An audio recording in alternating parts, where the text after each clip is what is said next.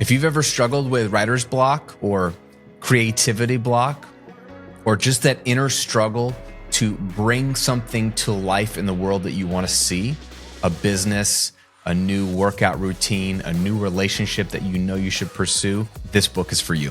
Today, in our series of the 52 Book Challenge, we are talking about book 6 of 52, The War of Art by Steven Pressfield. This is one of the most recommended books to me over the last decade. The first time it was recommended to me was in 2012, and it already had a cult following way back then. And it's one of those that it's been on my list, and I've just never picked it up to read it. I bought it, and it's literally been at my house for years and years and years. So my wife finally picked it up, and she was reading it the other day, and I was like, oh my gosh, I have to add it to my list. So let's quickly unpack what he calls the war of art, break through the blocks and win your inner creative battles, because this applies to you whether you're an artist or not, because we are all trying to pursue something in our lives. And when we get close to it, we just retreat and we don't do it. We don't allow ourselves to do it. And he breaks it down beautifully. He starts off the book by saying this: most of us have two lives, the life we live and the unlived life within us. Between the two stands resistance.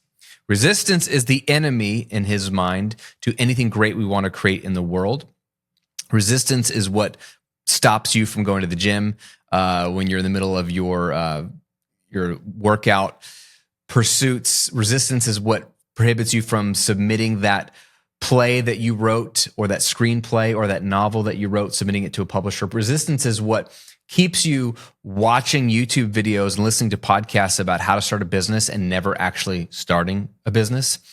It's that tension, that friction you feel when you get real close to the thing you're meant to do.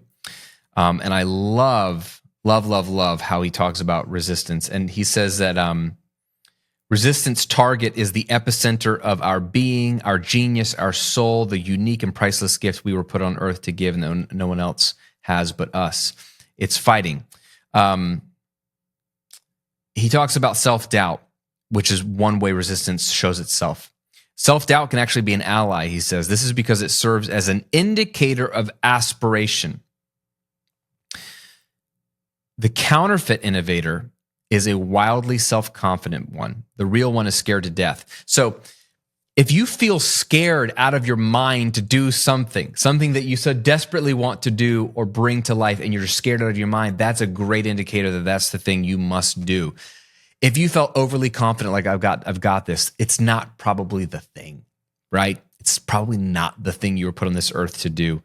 He's got so many great lines. He talks about the difference between an amateur and a professional. He says professionals don't over-identify with our jobs. We may take pride in our work. We may stay late and come in on the weekends, but we recognize that we are not our job descriptions. The amateur, on the other hand, over-identifies with his avocation, his artistic aspiration.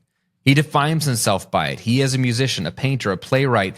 Resistance loves this. Resistance knows that the amateur composer will never write a symphony because he is overly invested in its success and over-terrified of its failure. The amateur takes it too seriously, or so seriously, that it paralyzes him. So there's so much to unpack in this book. It's basically, in my opinion, an accurate prescription of what ails us in our lives, from living the life we fully want to live, that we feel like we're meant to live. And so whether you actually are going to be an artist or a creative or a writer, that's not the point of the book. It's, do you want to live the life you're meant to live and that you're put on this earth to live? And so what I love is that he's writes something that I wish I had read this before I finished writing my book. The manuscript is locked and loaded, of Rebel.